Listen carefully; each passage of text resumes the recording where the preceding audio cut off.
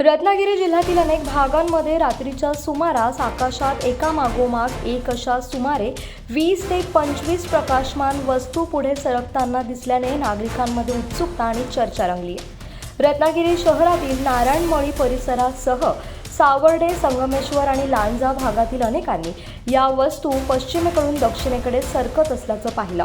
काही नागरिकांनी हा प्रकार मोबाईल कॅमेरामध्ये कैद केला असून संबंधित व्हिडिओ सोशल मीडियावर व्हायरल झाला आहे। आकाशात चमकणाऱ्या या वस्तू पाहून ॲटलास धूमकेतू आहे का, एलियन शिप तर नाही ना, अशा चर्चांना उधाण आलं होतं।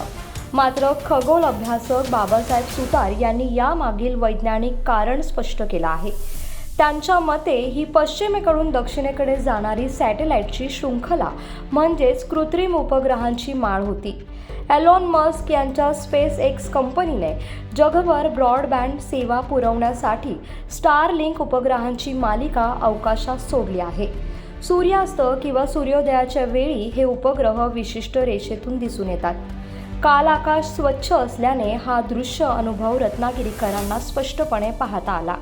ही घटना नियमित घडणारी असून तिचं वेळापत्रकही उपलब्ध आहे। त्यानुसार आंतरराष्ट्रीय अंतराळ स्थानकासारख्या अवकाशातील वस्तू देखील पाहता येतात।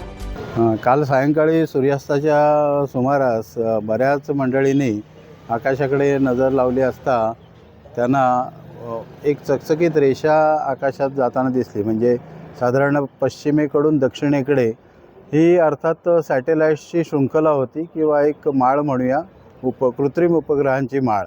आणि इलॉन मस्क यांच्या स्पेस एक्स कंपनीने जे स्टारलिंक नावाचे सॅटेलाईट सोडलेले आहेत, तर हे स्टारलिंक सॅटेलाईट्स अधूनमधून आपल्याला सूर्यास्ताच्या वेळी किंवा सूर्योदयाच्या वेळी हे दिसत राहतात। कालची घटना अशीच होती, परंतु काल आकाश देखील थोडंसं स्वच्छ असल्यामुळे अनेक लोकांना हा आविष्कार पाहता आला। हा वैज्ञानिक किंवा तंत्रज्ञानाचा आविष्कार म्हणता येईल। इलॉन मस्क यांनी जगभरामध्ये ब्रॉडबँड सेवा पुरवण्यासाठी जी त्यांची स्टारलिंक शृंखला सोडलेली आहे आकाशामध्ये उपग्रहांची मालिका, तर त्यातीलच एक मालिका आपल्याला इथे रत्नागिरीकरांना काल दिसली। त्याच्यामुळे साहजिकच लोकांच्यामध्ये कुतूहल जागृत झालं। ही नेहमीच घडणारी घटना आहे, तिचं वेळापत्रक देखील आपल्याला उपलब्ध असतं। त्यानुसार आपल्याला हे स्टारलिंक किंवा international space station, Hubble space station हे पाहता येतात। परंतु त्यानिमित्ताने लोकांच्यामध्ये थोडीशी वैज्ञानिक जागृती आणि कुतूहल निर्माण होतं, एवढंच।